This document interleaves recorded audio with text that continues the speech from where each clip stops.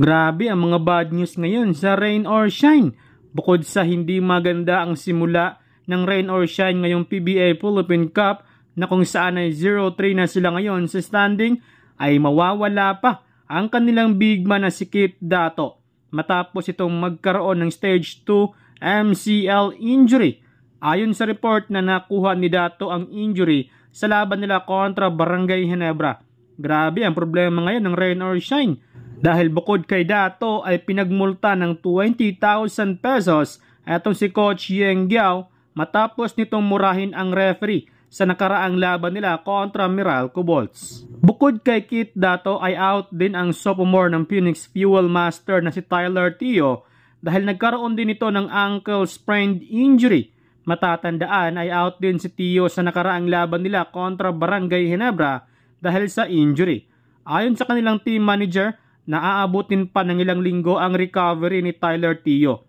Nakuha ni Tio ang kanyang injury sa laban nila kontra Northport Batang Pier. Inilagay na nga sa trading block ang 2023 9th overall pick na si Discon Winston.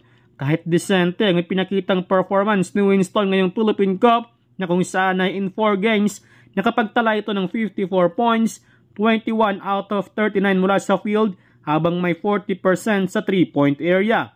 Ayon kay Coach Aldin Ayo, he is a good player and great kid, but he doesn't fit our system.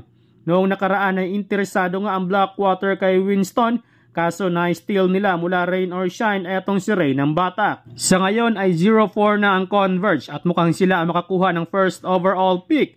Ayon kay Coach Aldin Ayo na malaking kawalan sa kanilang team ang pag-alis ni na Jeron Teng, Maverick Ahanmisi at Abo Trotter. Noong Commissioner's Cup ay nakakuha lamang sila ng 1 win at 11 losses. Talagang hindi maganda ang kanilang season. Dumipensa naman si Coach Aldin Ayo na tangking umano ang kanyang ginawa upang makuha nila at itong si Justin Baltazar.